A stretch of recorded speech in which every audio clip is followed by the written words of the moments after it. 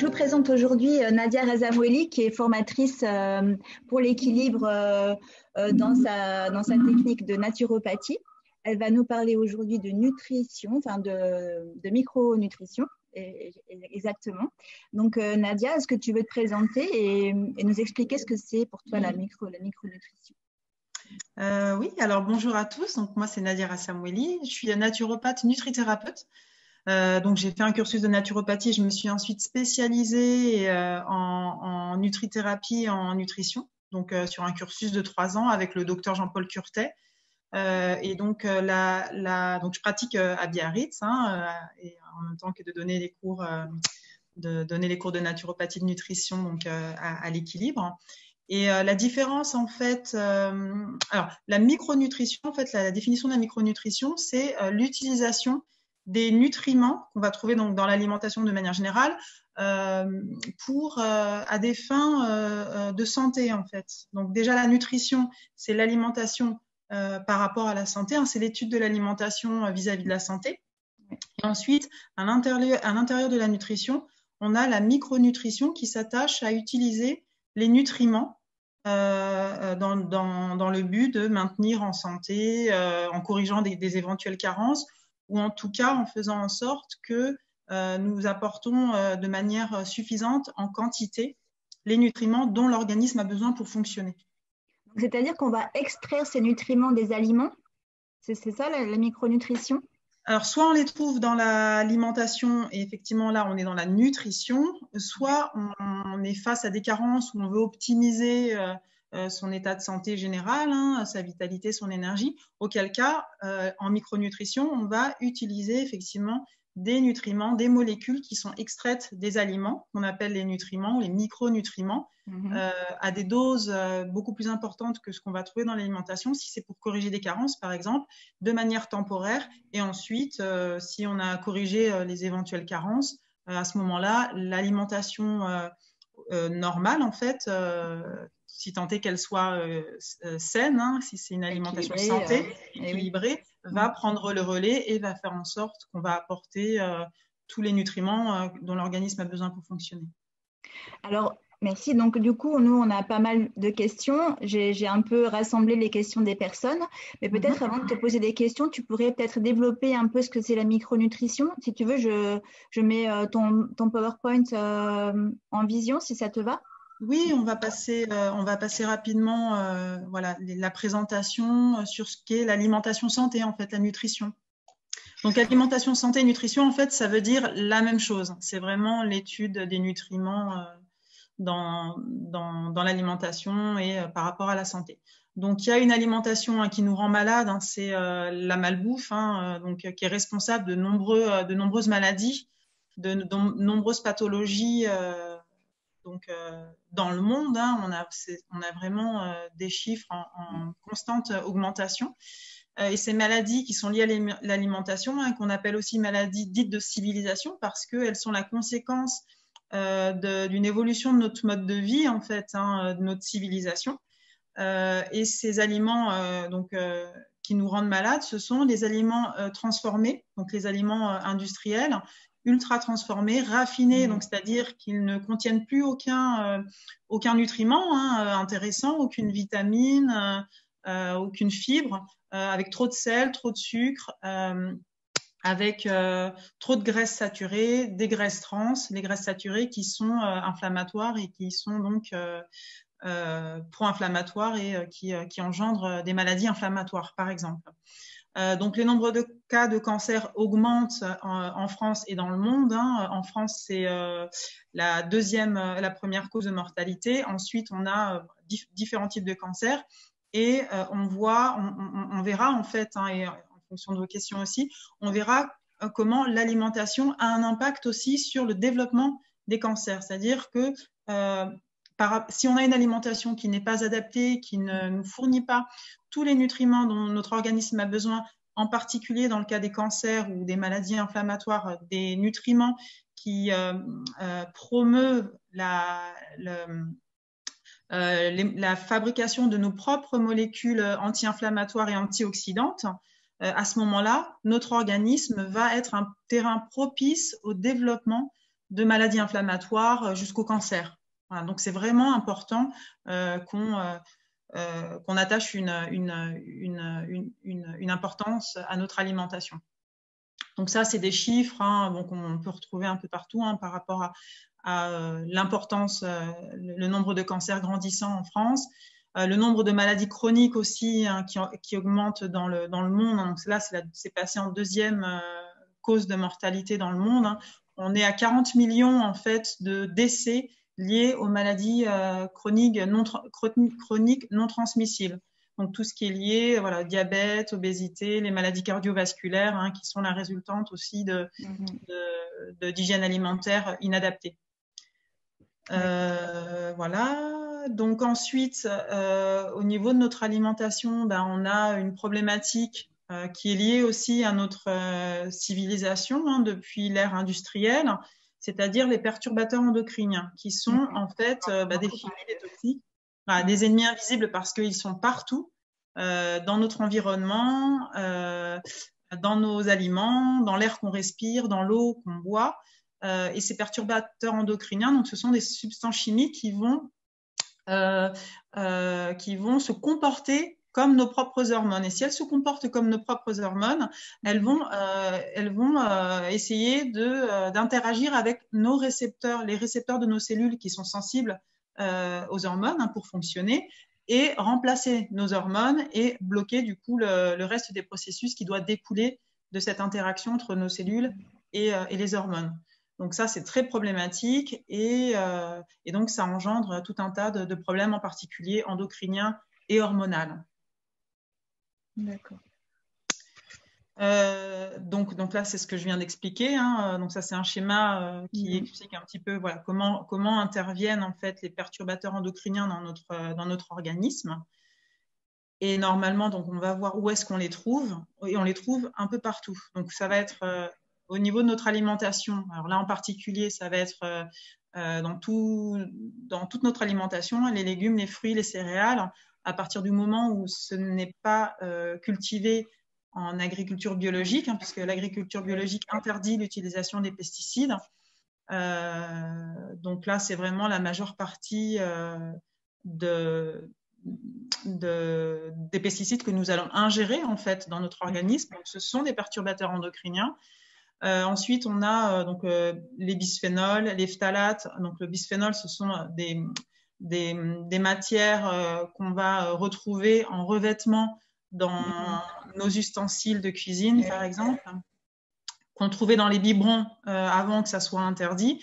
Les phtalates, donc, on va trouver dans tous les plastiques, les films alimentaires plastiques, les contenants en plastique. Ensuite, dioxine et PCB, donc ça, ce sont aussi des toxiques qu'on va plutôt retrouver dans les produits alimentaires vivants, donc le lait, les produits laitiers, viande, etc.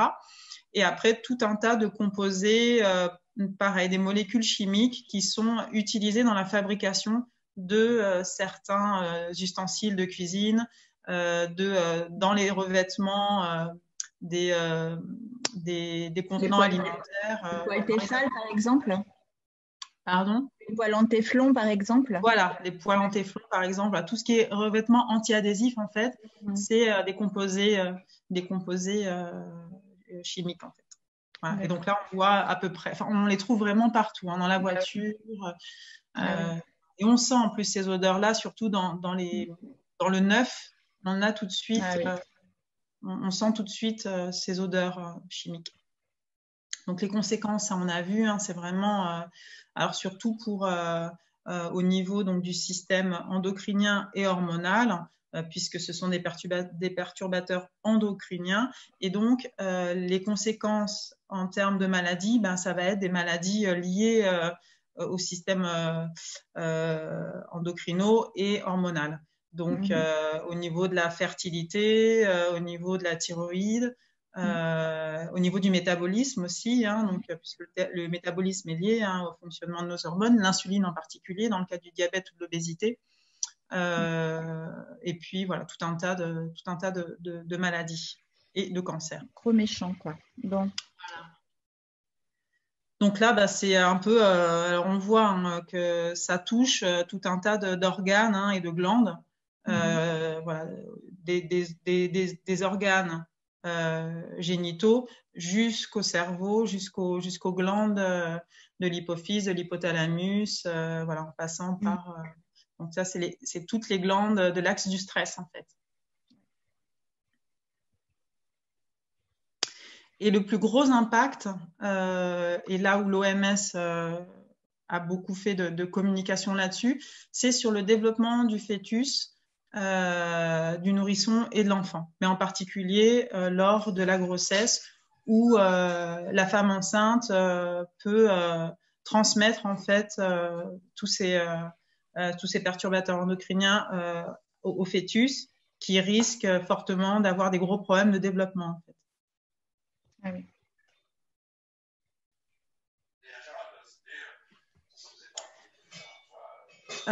Donc les métaux lourds qui sont aussi des perturbateurs endocriniens. Et donc ça, pareil, les métaux lourds, on va les trouver dans de nombreux dans l'environnement en fait. Hein, donc c'est une source de danger donc au niveau pour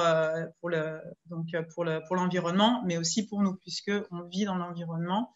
Et donc les métaux lourds, alors on va les trouver surtout aux alentours des zones industrielles, mais effectivement on va les retrouver aussi dans la terre, dans les aliments qu'on va manger issus cultivés sur ces terres-là, et dans l'eau aussi, voilà. Dans l'eau et dans l'air.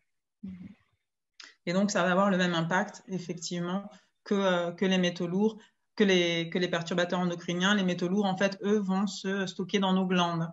Dans nos glandes et vont être stockés aussi dans nos cellules adipeuses, nos cellules graisseuses. Et perturber le fonctionnement de nos cellules également. Donc, c'est vraiment un enjeu de santé publique hein, parce que il s'agit de l'environnement dans lequel on vit et le développement des industries qui vont polluer notre air, qui vont polluer nos terres, puisque au final, les maladies hein, que l'on va développer et contracter par rapport à cette pollution environnementale, finalement, on est sur des maladies chroniques sur de la longue durée, en fait, hein, traitées sur de la longue durée. Donc, ça a un coût pour notre système de santé, hein, pour la sécurité sociale, alors qu'il faudrait plutôt voir en amont à utiliser des ressources, des finances pour faire en sorte d'éviter le plus possible ces polluants dans l'environnement et développer plutôt des industries vertes qui polluent le moins possible et qui répondent à nos besoins plutôt que de nous intoxiquer et au final creuser le trou de la sécu parce que tout le monde se retrouve avec des maladies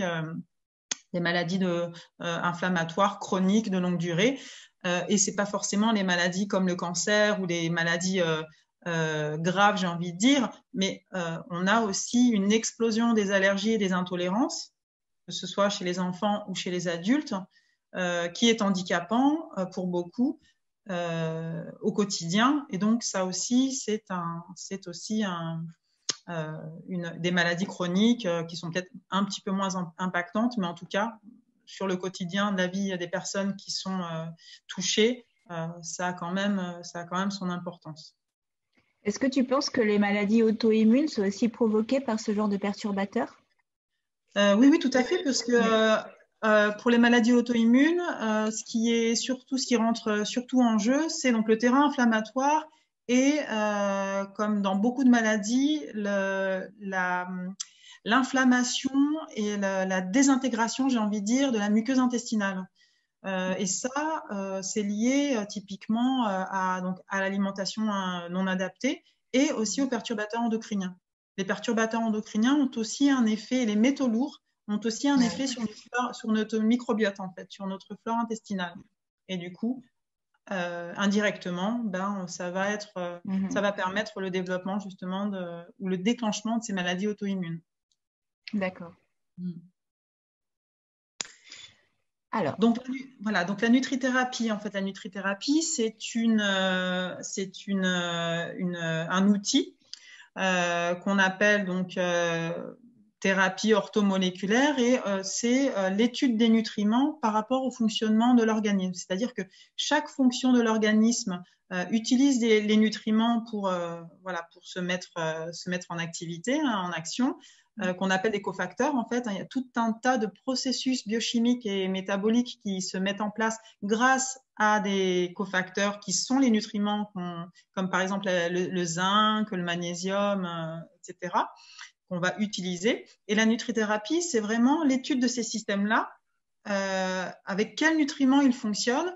Et quand une personne arrive avec un système en défaut, on va justement soupçonner que ce système en défaut n'a pas tous les nutriments dont il a besoin pour fonctionner. Ou alors, il est endommagé et on va utiliser donc la micronutrition à des dosages thérapeutiques.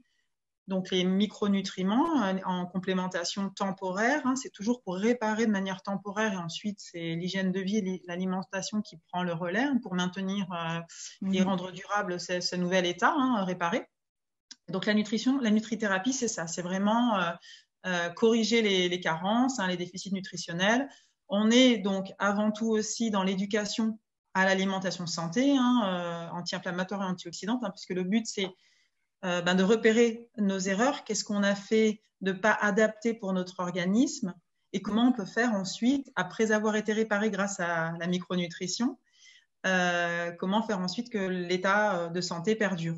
Voilà. Et on va rééquilibrer, restaurer donc toutes les fonctions de l'organisme grâce à l'utilisation ciblée et thérapeutique des nutriments. Et tout ça, la nutrithérapie se base vraiment sur des études scientifiques de recherche sur la nutrition.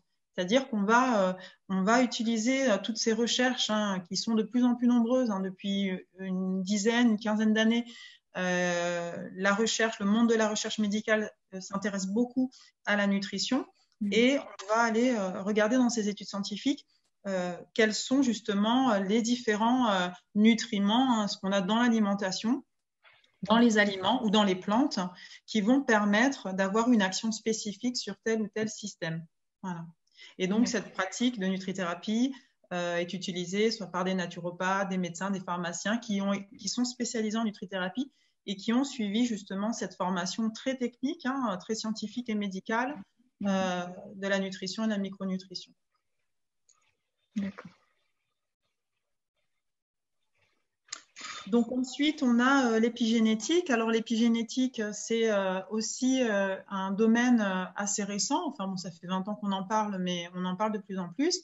Et c'est surtout qu'on s'aperçoit effectivement de plus en plus de cette situation. C'est l'influence qu'a notre alimentation, notre hygiène de vie et notre environnement sur l'expression de nos gènes en fait.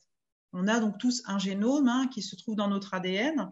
Et ce génome va réguler en fait et va,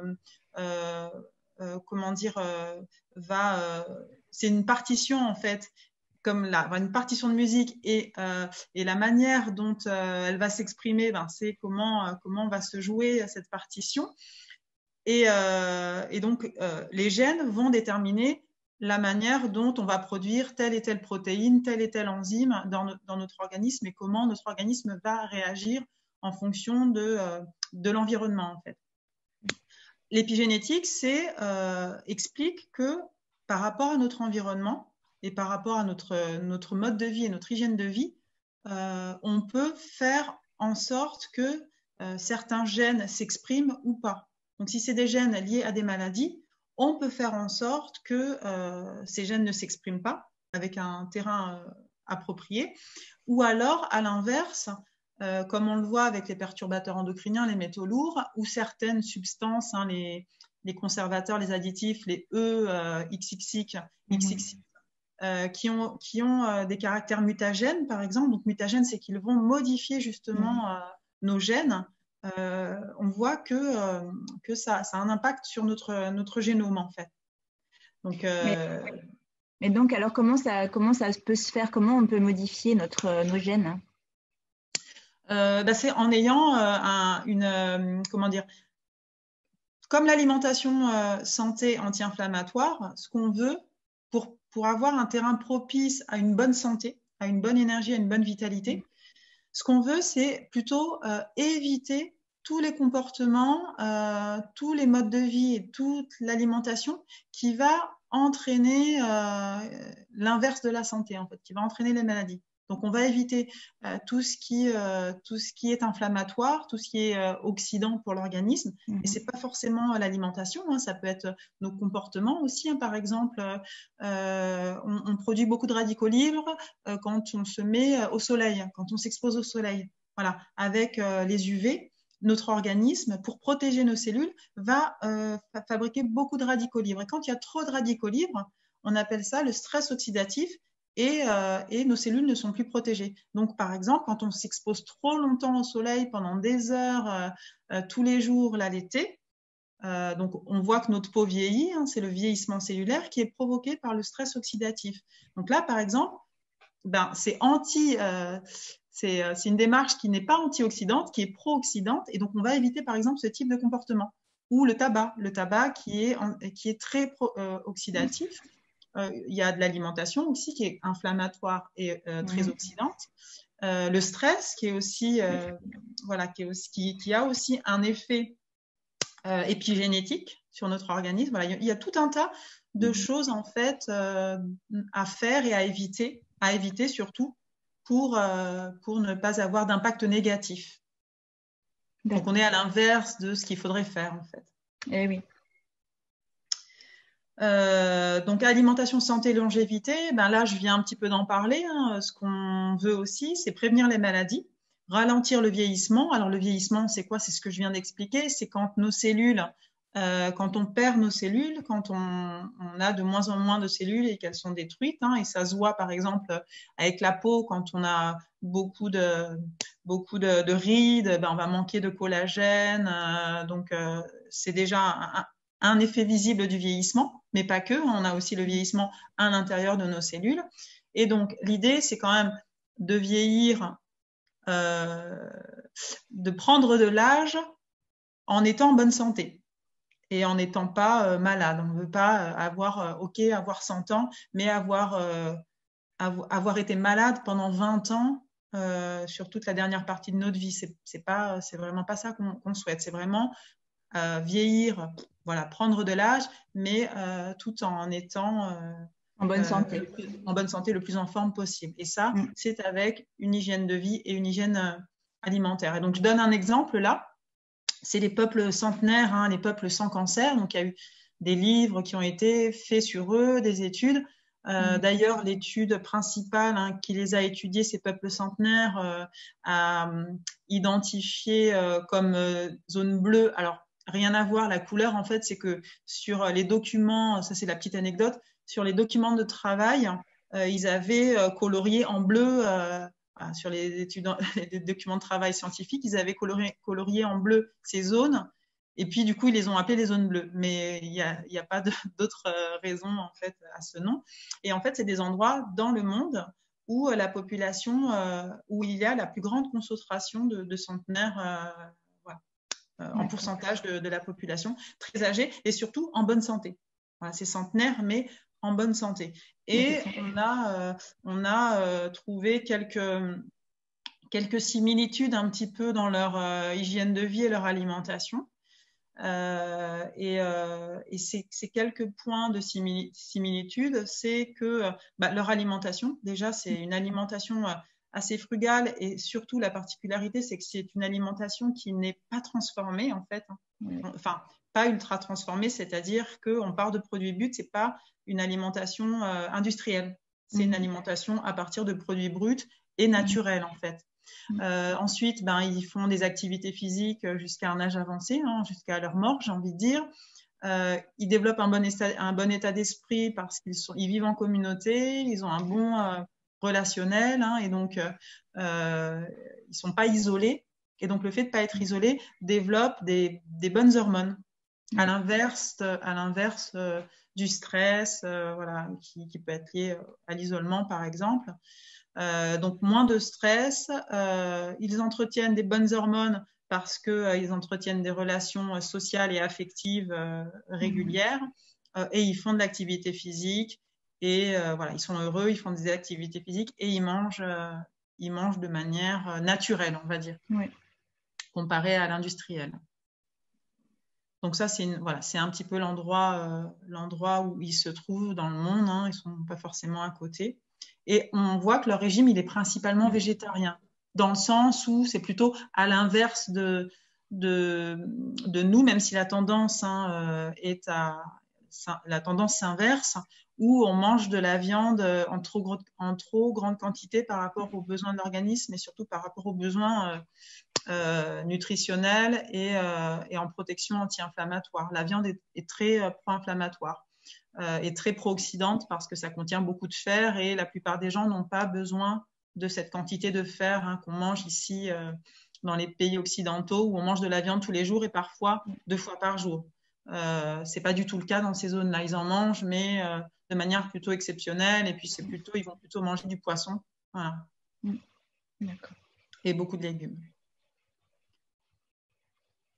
Donc pour prévenir les maladies, déjà il y a donc d'autre part, on a vu qu'il n'y avait pas que ça, mais déjà il y a ce point essentiel de l'alimentation. Et en nutrithérapie, effectivement, on découvre les pouvoirs guérisseurs en fait des nutriments et des aliments. Donc l'alimentation comme facteur de santé pour éviter voilà toutes ces maladies de civilisation, hein, diabète, l'obésité et puis les maladies inflammatoires et le cancer. Donc c'est vraiment faire en sorte de gérer sa glycémie, de manger moins de sel, donc on a vu moins de graisse saturée, en tout cas d'éviter tous ces aliments, toute cette alimentation qu'on a vu comme étant de la malbouffe, hein, et pas du tout bonne pour la santé. Donc, c'est quel type d'alimentation? Voilà, c'est une alimentation où il n'y aura pas d'aliments transformés, ultra transformés, pas d'aliments raffinés, pas trop de sel, pas trop de graisses saturées. Donc ça, c'est les graisses animales. Hein. Une alimentation qui promeut une bonne flore intestinale, parce que la flore intestinale, c'est un peu le nerf de la guerre. C'est vraiment là où tout se joue au niveau immunitaire et au niveau assimilation des nutriments. Et pas que. Il y a encore beaucoup de choses sur le... Oui, tu parlais tout à l'heure du microbiote. C'est vraiment très important. Et on dit aussi que c'est le deuxième cerveau. Donc voilà. Il a beaucoup d'influence. Ouais, la fonction du microbiote est essentielle en fait dans la santé. Donc réduire les viandes et puis consommer aussi ces aliments qui ont été étudiés comme ayant des propriétés très protectrices, anti-inflammatoires, antioxydantes sur l'organisme. Donc on a le curcuma avec les curcuminoïdes, la cannelle, les polyphénols qui sont donc des molécules qu'on trouve dans les légumes, dans les fruits et les légumes. Et qui, entre autres, par exemple, promeut une bonne flore intestinale. Les polyphénols ils ont un effet prébiotique qui vont permettre le bon développement des bactéries de la flore intestinale. Dans tous les légumes et les fruits ou certains seulement? Alors, tous les fruits et légumes contiennent des polyphénols et après, certains vont en contenir plus que d'autres. En particulier ceux qui sont très colorés, voilà. Oui. Donc les fruits rouges, les poivrons, on a donc le brocoli qui contient beaucoup de substances, en tout cas de polyphénols, de substances, de molécules protectrices, même anti-cancer. Le thé vert qui est un puissant, on a le GCC qui est très très antioxydant, hein, donc c'est un principal antioxydant dans l'alimentation, et même le cacao. Donc je dis, hein, les gens sont là, je mange du chocolat noir, c'est du 85%, je ne devrais pas en manger, mais je les rassure, je dis si, en nutrithérapie, pour nous, ça fait partie des aliments santé qui sont bénéfiques pour la santé, très riches en polyphénols et donc obligatoires. Prescription 4 carrés de chocolat noir à 85%, mais pas moins, ou en tout cas en dessous de 70%, il n'y a pas d'intérêt, c'est trop sucré et la quantité n'est pas significative. Et puis après, il y a tout ce qui est activité physique, bon sommeil. Et puis, on va corriger donc les statuts nutritionnels. Hein. Si on définit que la personne a des systèmes en défaut et donc elle va être en carence et qui peuvent s'identifier sur les bilans sanguins, sur certains bilans sanguins, on va faire en sorte justement de corriger son statut nutritionnel. On le voit, maintenant ça se fait de plus en plus avec la vitamine D. Donc moi, je demande systématiquement aux personnes pour le prochain bilan, bon, même si c'est payant hein, dans certains cas, sauf pour les maladies chroniques et inflammatoires. Mais au moins, voilà, c'est un prédicteur de santé immunitaire, etc. La vitamine D, donc je la fais doser. Et là, par exemple, on sort de l'hiver, mais tout le monde prend l'habitude aussi de se complémenter en vitamine D. C'est mieux de faire le bilan pour savoir à combien on doit voilà, corriger. Et puis tous les antioxydants, les anti-inflammatoires, hein, donc tout ça qui sont naturels, hein, qu'on trouve dans l'alimentation.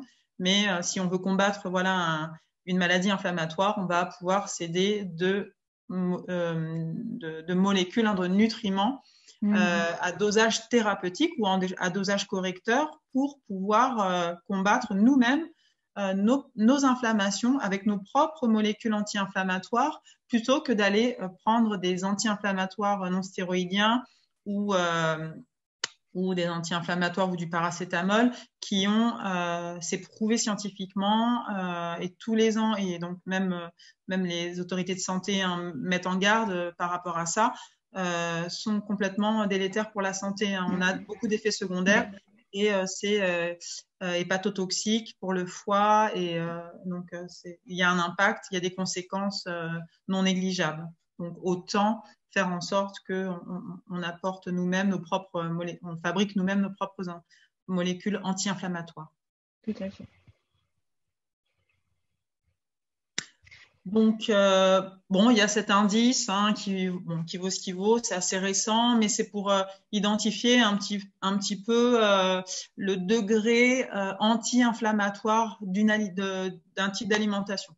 En gros, c'est vraiment une alimentation anti-inflammatoire, c'est vraiment une alimentation qui va faire en sorte qu'on évite les aliments qui vont être pro-inflammatoires, hein, comme la viande par exemple, et une alimentation qui est antioxydante et une alimentation qui va apporter des aliments, des nutriments qui nous permettent de fabriquer nos propres molécules anti-inflammatoires comme le curcuma, les oméga 3, voilà, les polyphénols par exemple.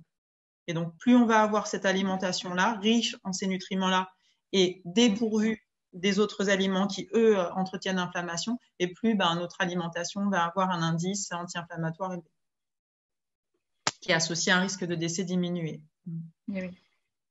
Donc ça, c'est l'intérêt des oméga 3, hein, leur côté donc en nutrithérapie, hein, on voit qu'ils ont des effets voilà antithrombotiques, antiarythmiques. Hein. C'est aussi un fluidifiant sanguin hein, donc qui permet voilà de favoriser une bonne fluidification sanguine.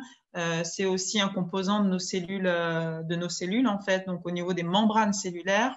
Et donc si on a suffisamment d'oméga 3 comparé aux oméga 6, on va avoir des membranes cellulaires suffisamment fluides et qui vont permettre un meilleur échange intercellulaire.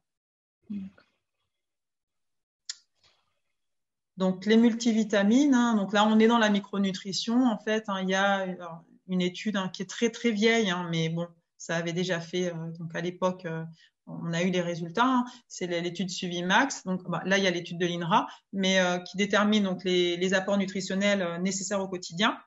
Ils ont été revus à la hausse. Pourquoi? Parce que, en fait, en une génération, la qualité nutritionnelle des aliments s'est très fortement abaissée hein, du fait de la pauvreté des sols, hein, puisqu'on a eu toute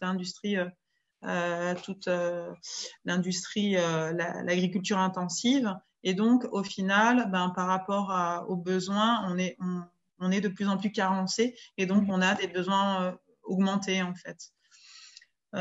Et donc, l'importance des multivitamines, en fait, de la prise de multivitamines pour justement compenser régulièrement pour compenser ces apports-là. Alors après, depuis quelques années, on a quand même un mode de culture hein, qui permet de récupérer cette variété au niveau densité nutritionnelle de nos sols, c'est la permaculture. La permaculture et l'agroécologie, où on va vraiment utiliser les déchets hein, organiques et récupérer toute cette matière organique riche en nutriments en fait. donc en engrais, etc., complètement naturel. Et au fur et à mesure, on va renourrir nos sols. Donc, bon, ça prend un certain temps, mais voilà, au fur et à mesure. Puis même, j'ai vu sur Internet, il y avait, on proposait des boîtes biodégradables en guise de cercueil. Donc, ce qui voulait dire que finalement, même notre corps pouvait bénéficier à la terre avec nos puisqu'on est composé d'acides aminés, d'oligo-éléments qui peuvent bénéficier à la terre et réenrichir la terre en fait. Voilà. C'est sûr. Une idée pour. Oui, ça peut être quelque chose qu'on met dans nos dernières volontés d'avoir un cercueil biodégradable. C'est notre contribution, voilà, à la renaturation de l'environnement et des sols. Et alors, je ne sais pas si tu vas l'aborder, mais je sais qu'en fait, il y a vraiment des façons de cuire. La cuisson est importante au niveau des températures pour ne pas perdre justement ces vitamines. Est-ce que tu peux en parler, ou tu vas en parler peut-être après, je ne sais pas. Ouais. Non, bon, on peut en parler maintenant. Effectivement, la température, certaines vitamines sont très sensibles à la chaleur, en fait. Donc, c'est le cas de la vitamine C, c'est le cas de certaines vitamines B, etc. Donc, c'est vrai qu'avec la cuisson et avec la température, on va perdre un certain nombre de vitamines. On va perdre des enzymes aussi. Donc, une alimentation santé, c'est pas forcément que des légumes, ça va être aussi le plus de cru possible, justement pour bénéficier de ces vitamines qui sont, elles, sensibles à la chaleur et dont on ne peut bénéficier que quand on mange cru, en fait. Donc, après, manger cru n'est pas forcément abordable pour tout le monde, puisque pour digérer les fibres et digérer les sucres, en fait, donc les fibres, c'est-à-dire que la cuisson va prédigérer, elle va modifier déjà la structure des fibres. Il faut qu'on ait suffisamment de bactéries qui digèrent ces fibres dans la flore intestinale. Et si on a une flore intestinale appauvrie, qui ne contient pas suffisamment de ces fibres-là, qui digèrent les fibres, on risque de ballonner en fait en mangeant trop de cru. Donc il faut le faire progressivement, vraiment introduire progressivement ainsi, si on n'est pas. Et ce faisant, on va justement augmenter la densité et la richesse et la variété de notre flore intestinale. Voilà, c'est de cette manière-là. Voilà. Mais alors du coup, combien maximum de température à combien il faudrait cuire pour garder les nutriments? Alors, on arrive à préserver une bonne partie des vitamines, enfin, en tout cas, à pas en perdre la totalité, c'est plutôt ça, jusqu'à 70 degrés, jusqu'à 70, 100 degrés. Voilà. Au-delà de 100 degrés, on peut considérer qu'on a plus de vitamines. On a des minéraux, on a des polyphénols, les polyphénols sont pas sensibles à la température, mais on a des fibres, mais on aura peut-être moins de vitamines. En tout cas, pour la vitamine C, on aura la vitamine K, par exemple, qui est aussi un peu sensible à la chaleur, il me semble. Mais voilà. Ok. Donc ça, c'est l'étude Suivimax qui définit que l'apport supplémentaire en vitamines sous forme de suppléments permet quand même de faire reculer la mortalité de 37% et de baisser les cancers de 30%. Ça, c'est une vieille étude, donc c'est une méta-étude, puisque une cohorte, parce que ça correspond au suivi de plus de 12 000 sujets, donc c'est quand même une très, très grosse étude. Et donc, elle a bien défini quelles vitamines étaient nécessaires pour prévenir les cancers, pour réduire les risques de maladies cardiovasculaires, pour améliorer le système immunitaire et une meilleure résistance aux infections et limiter le stress oxydatif et le vieillissement cellulaire. Donc là, c'est vraiment tout ça, ça a été objectivé par cette grande étude en fait. D'accord. Donc, comment on choisit son complexe de multivitamines et minéraux? Là, pareil, ça a son intérêt. Quitte à prendre des multivitamines et minéraux, autant que ça soit efficace, parce que ça a un certain coût quand même. C'est plus cher que les fruits et légumes. Donc, bien les choisir. C'est-à-dire qu'il faut que nutritionnellement, en dosage, ça soit suffisant. Voilà, donc ça soit bien dosé. Ensuite, on évite qu'il y ait du fer et du cuivre, parce que le fer et le cuivre sont connus pour être pro-oxydants. Donc, quand c'est apporté en médicament ou en supplément. Quand c'est dans l'alimentation, c'est à dosage nutritionnel, sauf quand on mange trop de viande ou là, on a trop de fer dans le sang. Donc, ça, on le vérifie aussi. Et puis, il ne faudrait pas qu'il y ait de manganèse ou trop de calcium. En fait, le calcium, on va respecter les ratios calcium, phosphore, calcium, magnésium, par exemple. Donc, ou alors si on donne du calcium, on s'assure qu'on a suffisamment de magnésium pour pas qu'on ait des calcifications dans l'organisme, par exemple. Et le manganèse, il en faut, mais pas en trop grande quantité. Donc, si on en trouve dans les compléments alimentaires, on peut être à risque d'en avoir en trop grosse quantité. Et là, ça serait pas intéressant. Mais on peut prendre du manganèse dans certains cas, pour les allergies, par exemple. Et après, l'idée, c'est que, OK, on prend des multivitamines et minéraux pour recharger notre organisme, mais l'idée, c'est pas de le réintoxiquer d'autre part avec des excipients, des additifs, des conservateurs que certains laboratoires, pour des raisons de coût, de profit, vont rajouter, alors qu'il n'y a aucun intérêt en fait nutritionnel à avoir ces excipients-là. Donc, bien choisir aussi son laboratoire de compléments alimentaires. Et du coup, toi, tu as le droit de dire quel laboratoire serait mieux qu'un autre ou pas? Ah oui, oui, tout à fait. Alors, je les connais pas tous, mais en tout cas, voilà, puis je peux pas tous les connaître. Donc, ils sont pas tous parfaits, mais en tout cas, voilà, si je me fie au dosage, si je me fie au fait qu'il n'y ait pas de fer ni cuivre, qu'il y ait le moins d'excipients possible, parce qu'il y en a toujours un petit peu, du stéarate de magnésium, par exemple, c'est presque inoffensif, mais quand même, il y a quand même des inconvénients et il y en a quasiment partout. Mais par exemple, donc là, il y a Bionutrix, que j'aime bien, Biophénix, qui est un laboratoire où c'est uniquement d'extraction végétale, on n'est pas du tout dans du synthétique et du chimique. Donc, Biophénix. Si on parle en micronutrition, et en micronutrition, il y a un laboratoire qui a été créé par Julien Venson, qui est un scientifique médical et scientifique très connu, qui a fait une grande étude et qui a écrit un livre sur le gluten, justement. C'est lui qui a un peu démocratisé le fait que le gluten était impactant pour tout le monde au niveau de la santé, au niveau intestinal. Et donc, il a créé son laboratoire, donc avec pas beaucoup de références, pas beaucoup de produits, mais les bases, les essentiels, où il a des oméga 3, il a un complément spécial grossesse, il a de la vitamine D, il a de la vitamine C, je suis pas sûre.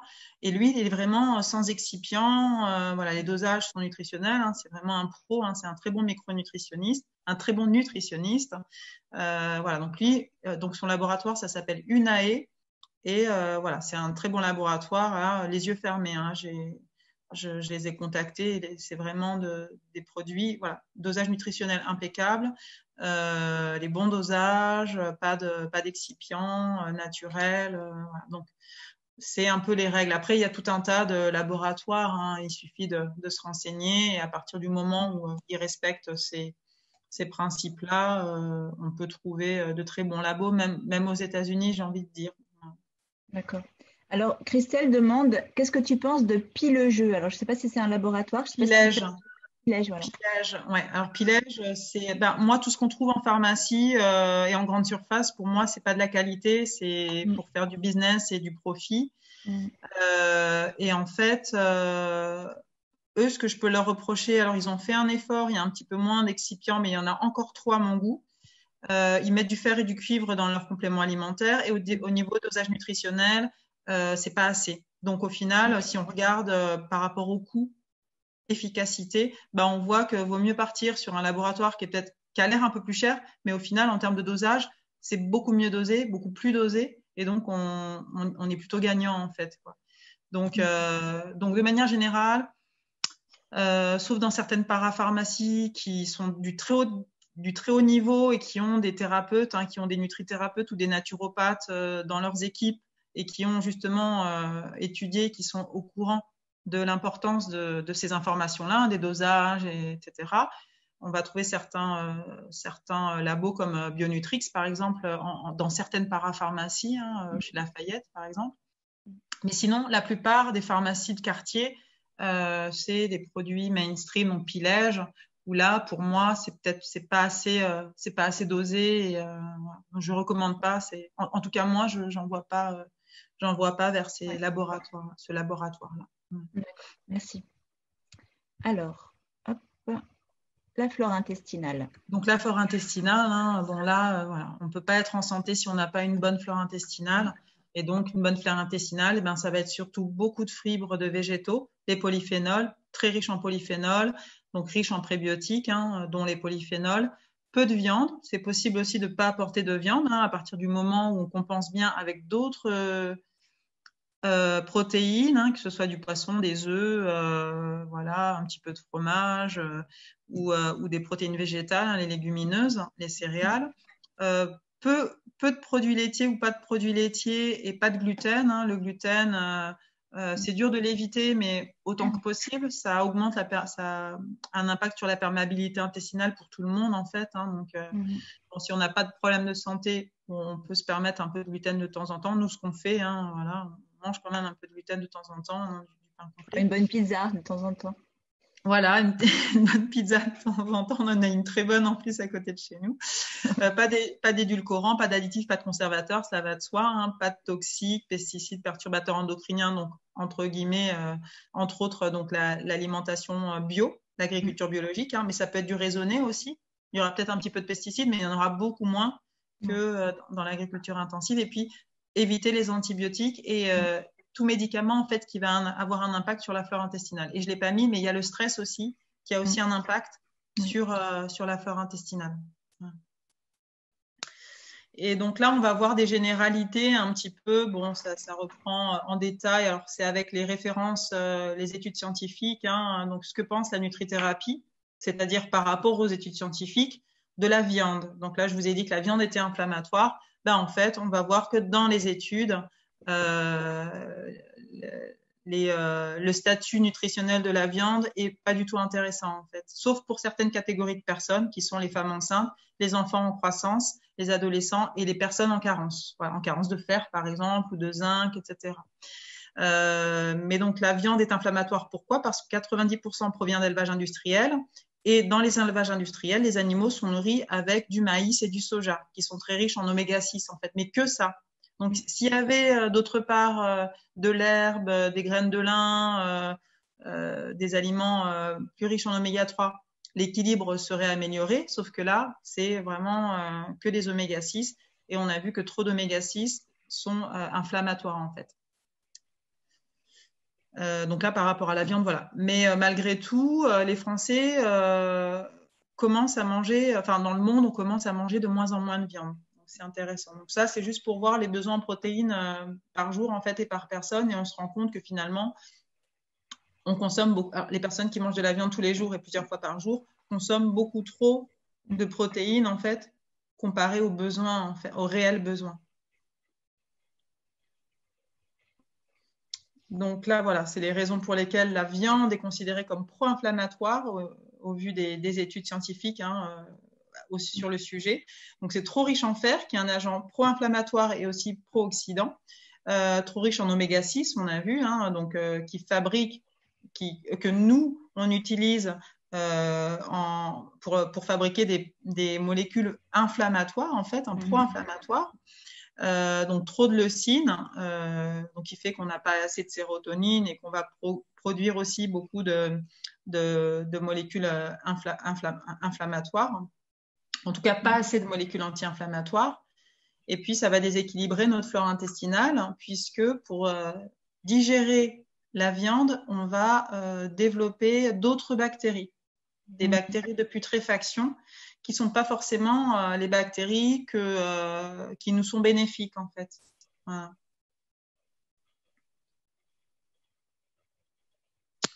Bon, bah là, c'est pour expliquer comment la viande altère notre flore intestinale, hein, donc par le développement d'autres bactéries et de micro-organismes. Et comme la viande est inflammatoire, elle va aussi attaquer notre muqueuse intestinale. Donc, on fait le lien, du coup, entre une flore intestinale déséquilibrée avec une sphère inflammatoire et dans la survenue des maladies comme le surpoids, le diabète, les maladies cardiovasculaires et la dépression, autisme, hyperactivité, troubles psychiques. Donc là, on est sur tout le lien entre le cerveau, l'intestin et le cerveau. Ouais. Et puis après, si on n'a pas suffisamment de bonnes bactéries, hein, puisque ça représente aussi, la flore intestinale représente 70% de nos systèmes immunitaires, ce sont des bactéries protectrices. Si on n'en a pas assez, eh ben, les bactéries pathogènes ou les virus ont libre champ pour se développer et puis et contaminer notre organisme, en fait, si on n'a pas une bonne flore intestinale. Ok. Donc voilà, ça c'est d'autres dangers pour la santé de la viande. Quand c'est cramé, on a des molécules qui sont mutagènes, qui sont cancérigènes en fait. Quand la viande est trop cramée, grillée, le grillé de la viande, là, c'est très très mauvais pour la santé. Et puis voilà, on a des perturbateurs endocriniens aussi dans les graisses de l'animal et excès d'acide urique, c'est ce que je disais. Certaines personnes mangent trop de viande par rapport aux besoins et quand il y a trop de viande, c'est les reins qui vont se charger d'éliminer ces excès de viande qui ne seront pas utilisés par l'organisme. Et du coup, on peut avoir des excès justement d'acide urique, de résidus, des traitements de ces protéines dans l'organisme. Donc, tous les prochains barbecues, les gens vont penser à toi, je pense. Ah ben oui. Et puis là, du coup, oui, la question ensuite, c'est bon, si je mange plus de viande, après, moi, au cabinet, je reçois vraiment, la plupart des gens ont diminué leur consommation de viande. C'est une démarche aussi qu'on fait, mais je la remplace par des protéines végétales, par exemple. On a vu qu'il fallait absolument, on a des besoins quand même, on a des besoins en acides aminés, il faut remplacer ces protéines. Et donc, on va les trouver dans des légumineuses, dans les céréales ou dans des graines ou dans la spiruline. La spiruline, c'est un aliment qui est très riche en protéines, qui est plus riche que la viande en protéines pour 100 grammes. Bon, on ne prend jamais 100 grammes de protéines, mais voilà, pour 100 grammes, on a 57 grammes de protéines. C'est presque plus que dans la viande. C'est beaucoup plus que dans la viande. Donc, et même avec la spiruline, moi, je ne le recommande pas souvent parce qu'il y a des risques aussi d'excès d'acide urique. Comme c'est tellement riche en protéines, mais parfois, si on en prend trop, on ne fait pas attention et on peut risquer aussi, même si on est végétarien, peut-être pas si on est végétarien, mais si on mange de la viande de temps en temps, du poisson, plus de la spiruline, on peut être à risque d'excès d'acide urique. Donc, c'est pour dire que c'est vraiment très riche en acides aminés. Voilà.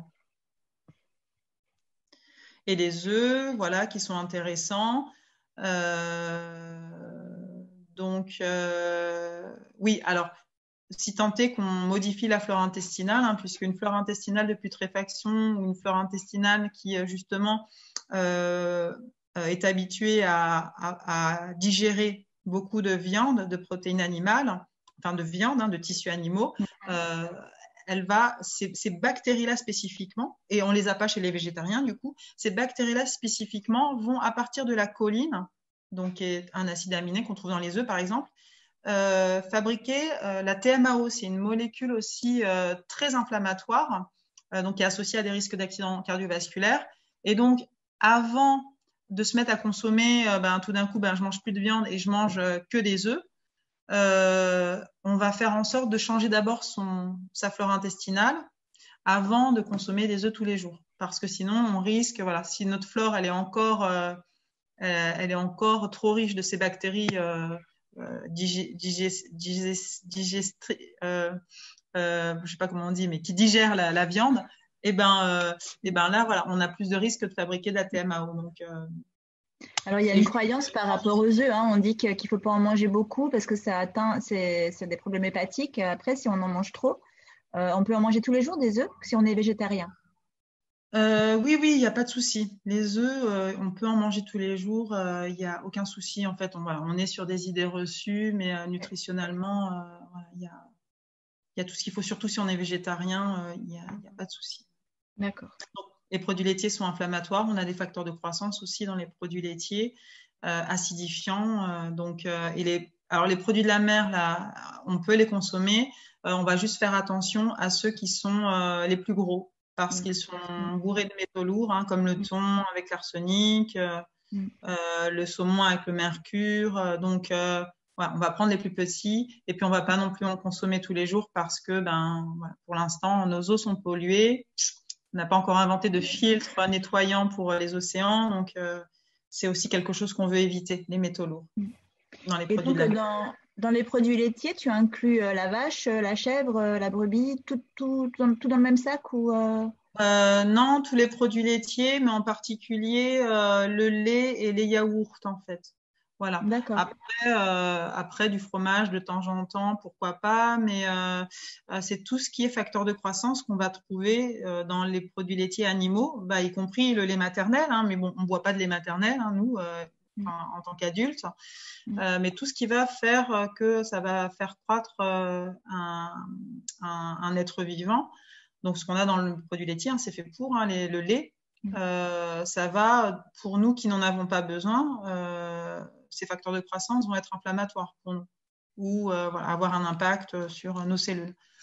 Donc, et puis après, il y a tout ce qui est lactose et caséine qui, pareil, ne sont pas forcément reconnus. En tout cas, on n'a pas pour le lactose l'enzyme qui va permettre de bien la digérer. Qu'on a quand on est enfant, mais qu'on n'a plus une fois que on est plus nourri au lait maternel, en fait. Donc oui. Donc là, voilà. Donc les produits laitiers, justement, le problème du lactose, de l'intolérance au lactose, donc qui est de plus en plus, on la trouve de plus en plus. Hein. Moi, la plupart des gens qui me consultent, il y en a pas beaucoup qui consomment des produits laitiers tous les jours en quantité, hein, justement pour ces raisons-là, en fait. Sinon, c'est bon, en goût, on est tellement habitué, on est tellement que pour certains, alors moi j'en fais pas partie, mais ça m'écœure, mais pour certains, si on pouvait en boire tous les jours et en consommer tous les jours sans problème digestif, certains seraient très heureux. Et après, voilà, donc comme je disais, les facteurs de croissance hein, et la caséine, donc pareil, qui est une protéine du lait et qui aurait un effet prolifératif pour les cellules cancéreuses de la prostate, par exemple. C'est pour ça pour les hommes, on évite de leur faire consommer des produits laitiers. Voilà, puis après, voilà, donc tout ça, alors j'ai pas mis les études en lien, mais voilà, tout ça, c'est des études hein, qui ont démontré que tout ce qu'il y avait en fait dans les produits laitiers, enfin pas tout, parce qu'il y a des tas de nutriments, il y a des tas de molécules, mais en tout cas, par exemple, là, on a l'albumine qui est aussi une protéine qui va avoir un effet sur certaines maladies, par exemple. Maladies immunitaires, auto-immunes, ou au niveau du côlon irritable ou de la maladie de Crohn, hein, donc maladie inflammatoire de l'intestin chronique. Je crois qu'on a une... Comment? On reçoit bien? Ah oui, non, oui, ça a coupé un petit peu.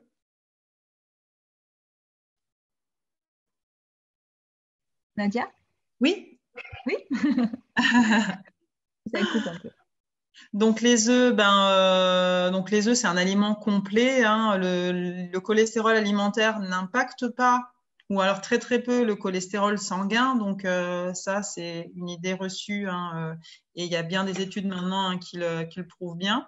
Et puis ensuite, on a vraiment tout un tas de nutriments dans l'œuf, macro et micro, très intéressants en fait. Donc il y a en particulier si la poule est élevée en plein air, qu'elle est nourrie pas que avec des graines de maïs, mais avec des graines de lin, des oméga 3.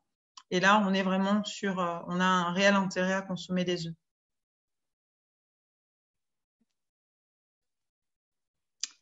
Donc ça, c'est pour l'histoire hein, du blanc d'œuf. Hein. Il n'y a pas de cholestérol dedans, c'est que des protéines. Voilà. Donc, on peut consommer ces protéines-là sans aucun souci.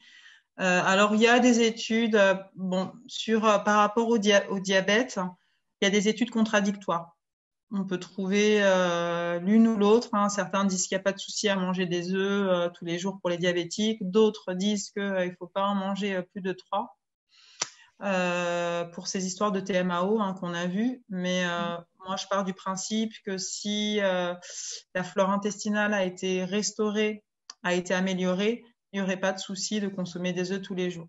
Donc, si on a fait une réparation, une restauration de la flore intestinale au préalable, je ne vois pas d'inconvénient. Et après, vaut mieux manger les œufs quand le jaune est coulant à l'intérieur, il sera beaucoup mieux assimilé que les œufs durs, hein, qui sont plus difficiles à digérer. Alors, il y a quelques allergies à l'œuf, hein, ça arrive, hein, comme arachide, hein, c'est assez courant. Et ça, ce serait dû à l'albumine, en fait, de l'œuf.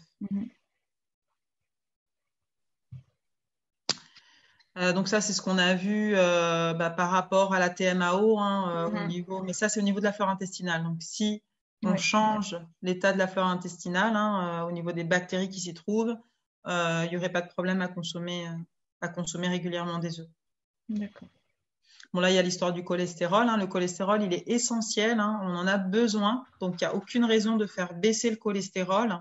Au contraire, s'il n'y a pas assez de cholestérol, on ne va pas fabriquer suffisamment de certaines hormones, des hormones sexuelles et des hormones stéroïdiennes.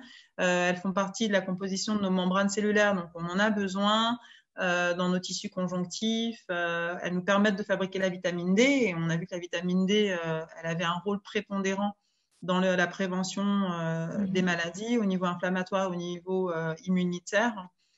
Donc, il nous faut du cholestérol. Et effectivement, on va faire en sorte d'avoir un bon équilibre. C'est-à-dire qu'il faut surtout beaucoup de HDL, il faut du LDL en quantité, mais il en faut. Et il y a quelques maladies où on va produire trop de cholestérol, qui sont en général des maladies héréditaires, enfin génétiques plutôt, mais c'est très rare. Ça va toucher peut-être moins de 10% de la population. Enfin, c'est très rare. Voilà.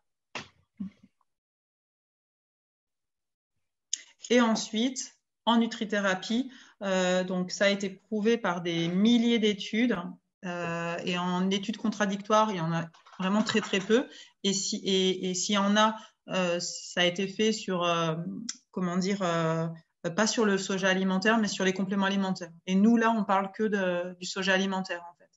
En nutrithérapie, enfin, moi, en tout cas, je conseille pas de compléments alimentaires à base de soja. C'est vraiment, et donc là, c'est les études qui se basent sur le soja, mais alimentaire. Alors que les études contradictoires, c'était plus sur des sojas qui contenaient des compléments alimentaires qui contenaient du soja.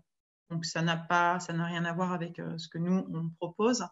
Et donc, par contre, donc, ces études en faveur du soja alimentaire ont démontré des effets protecteurs des isoflavones du soja et donc des effets anti-inflammatoires, anti-angiogènes, donc anti-proliférateurs, enfin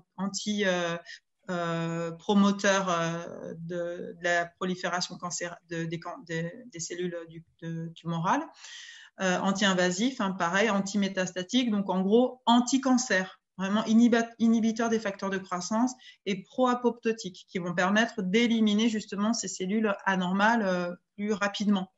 Donc le soja a vraiment été étudié pour ses effets protecteurs au niveau du cancer, en particulier du cancer du sein. Donc prévention et aussi prévention des récidives. Donc, même pour les personnes qui ont eu un cancer du sein, le fait de manger du soja va prévenir aussi les récidives. Donc sous forme alimentaire et plutôt, le soja alimentaire, c'est uniquement le soja bio, non OGM. Et ensuite, pour bénéficier vraiment des effets protecteurs, on va prendre la forme lactofermentée. Tout ce qui est lactofermenté, de toute manière, soja ou pas, même les légumes et les légumes, vont avoir un effet beaucoup plus bénéfique et un effet développé, en fait, au niveau des propriétés bénéfiques. Donc ça, on va le trouver sûrement dans les magasins bio. On ne peut pas trouver ça ailleurs, je pense. Non, parce qu'on trouve des produits à base de soja en supermarché, mais ce n'est pas du bio, même s'ils disent que c'est non OGM. Bon, voilà. C'est de l'industriel, donc vaut mieux pas faire confiance, en fait, à l'industriel de supermarché. D'accord. Donc ça, c'est des... Voilà. Donc, prévention cancer du sein, ça, on l'a vu. Alors, le problème du gluten, ça, c'est pareil. Le gluten, c'est une protéine qui existe naturellement, en fait, dans le blé et dans certaines céréales. Sauf que avec l'industrialisation, donc ça, c'est notre ère, voilà, notre génération.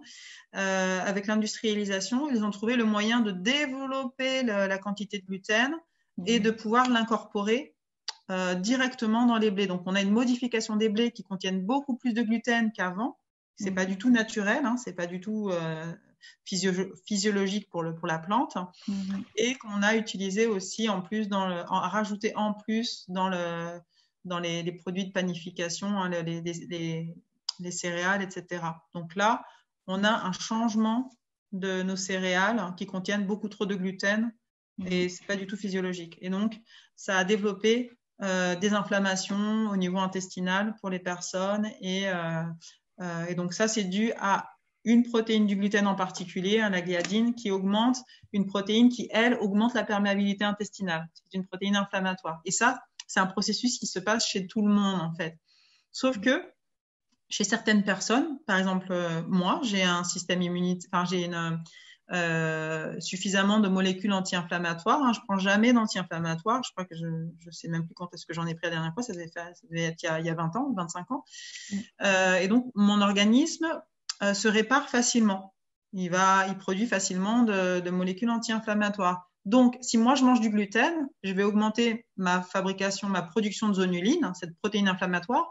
Mais comme derrière, j'ai mon artillerie anti-inflammatoire qui fonctionne bien, bah du coup, j'ai pas les conséquences. Ça n'impacte pas trop ma perméabilité intestinale, voilà, mon statut inflammatoire.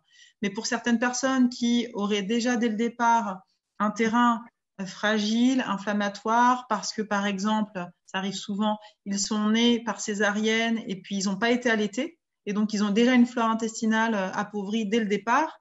Et avec le temps, si derrière, ils ont une alimentation industrielle et des comportements pro-inflammatoires, pour eux, la consommation de gluten peut avoir un effet direct en fait. Ils ont pas assez de ressources anti-inflammatoires pour réparer leur perméabilité intestinale. Mais tout ça, ça se corrige. On peut corriger en complément alimentaire et ensuite en changeant son hygiène alimentaire et son mode de vie.